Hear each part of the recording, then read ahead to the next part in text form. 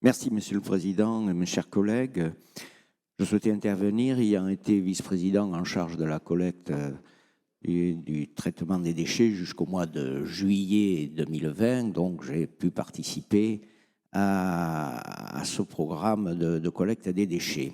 J'ai pu assister le matin, parfois à 5 heures du matin, au départ des agents, au début notamment de la pandémie et du confinement, et c'est vrai qu'ils partaient sans protection, car nous n'avions aucun masque à leur donner.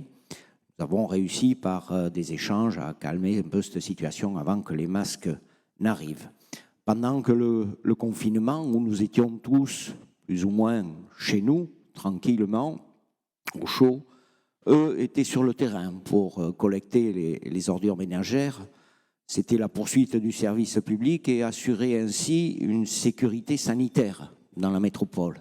Imaginons qu'on ne collecte pas les ordures ménagères pendant plusieurs semaines ou mois. Dans quel état donc sanitaire aurait été la métropole? Donc je tiens à effectivement m'associer à vous, Monsieur le Vice-président, cher Patrick, et mes chers collègues, pour reconnaître l'engagement de tous ces rippers et autres professions dans le service et qui ont donc permis de poursuivre la mission de service public qui est la nôtre.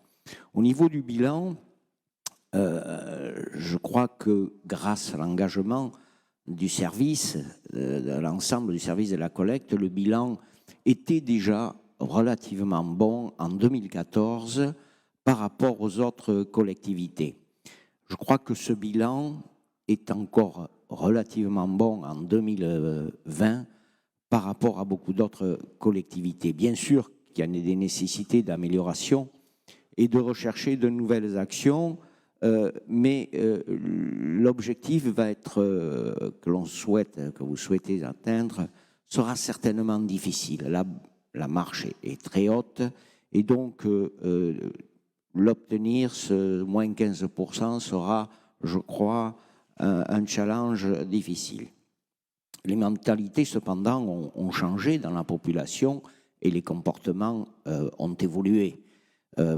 Bientôt vont se mettre en place le tri des plastiques légers, puis sur les biodéchets, où effectivement il y a une demande même de la population qui est parfois un peu choquée de voir ces biodéchets partir dans le bac gris et à l'incinération, où effectivement ce n'est pas d'un rendement énergétique important, puisque les biodéchets, c'est avant tout de l'eau. C'est vrai qu'également, nous avons privilégié sur la métropole l'incinération par rapport à d'autres méthodes de traitement, plutôt que donc notamment à l'enfouissement. Le bilan financier est bon, effectivement, il est positif. Ceci grâce à la mise en place de l'augmentation de la TOM il y a quelques années.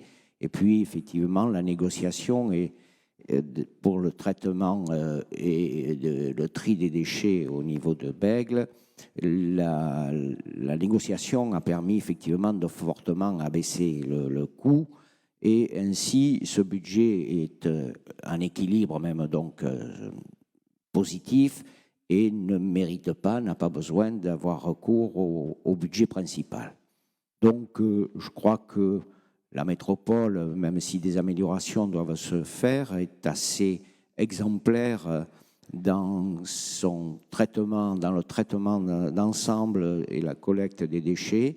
Je vous souhaite, Monsieur le Vice-président, beaucoup de courage et beaucoup d'investissement pour arriver à effectivement obtenir cette baisse globale des ordures ménagères sur notre métropole, ce qui réjouira certains de nos collègues dont je me souviens, critiquaient à une époque cette action.